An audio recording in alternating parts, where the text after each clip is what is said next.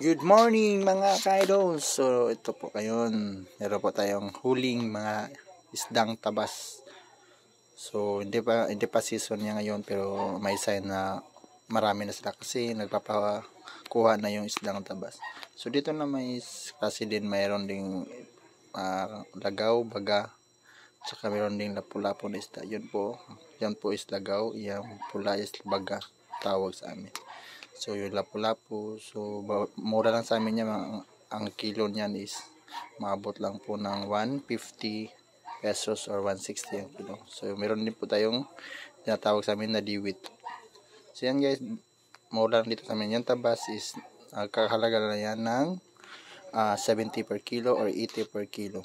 So medyo mahal na yan, pero mas mumura pa yan pag season na talaga niya.